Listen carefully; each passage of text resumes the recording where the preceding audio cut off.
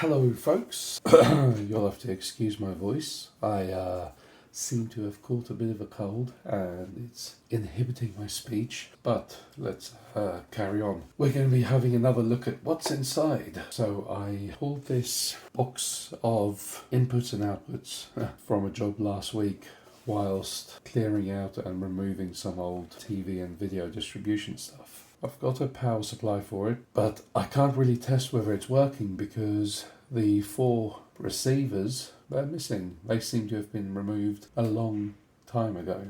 So all I have is this supposed AV distribution amplifier, which I'm very curious to see what the inside of this looks like, what makes it tick. And seeing as this is never going to be used again, because no doubt the fact that this doesn't even have HDMI input, this doesn't support HD video, it's only got S-video input and stereo analog audio input, and then whatever this line drive button does. I'm going to try and not talk too much because clearly I'm struggling here. I've got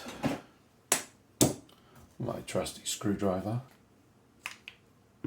So let's begin. So now the lid's off, we'll put that one side. And if you're wondering why I've got a stack of CDs here, is because I still have a CD player in my car and I'm going to put some music on there later. Who still buys CDs? So right off the bat, this has a very much handmade feel to it. Well, maybe not necessarily handmade, but it's the kind of circuit that you can definitely construct by hand. It's a single layer PCB with all the tracks on the underside and passive and discrete components placed on the top side. Let's get the board out and see what the construction on the underside looks like.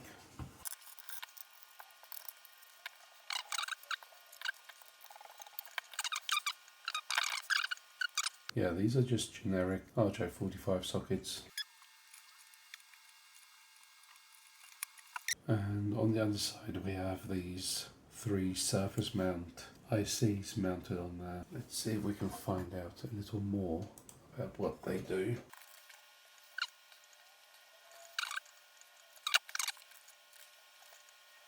Okay, not much information online. Let's see what's on top. So we've got these, what looks like op amps. So it's just a fairly standard 8-pin op amp. That could be something to do with the audio. And then over here we have what looks like a MOSFET. Oh no, voltage regulator, of course, yeah. That's the voltage regulator because the power input's right there. Completely missed that. So that about concludes, let's call it a teardown of this Keen Electronics Cat5 AV distribution amplifier. Like I said, the majority of this will just go in the bin because I don't have the output receivers, so I can't even test if it works. The majority of these components, all these resistors, are not really reusable because all the wires on them have been cut really short, so resistors are cheap enough as they are. And then there's all these, let's see, these transistors BC557C. So a very common transistor.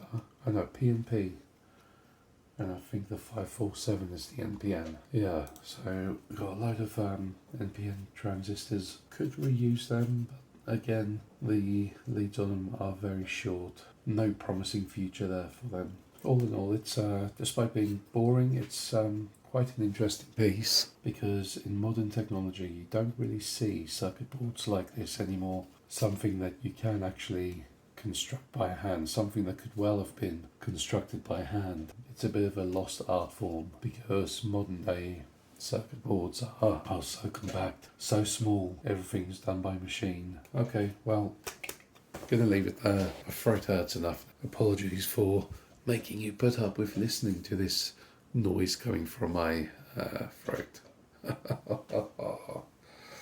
Bye.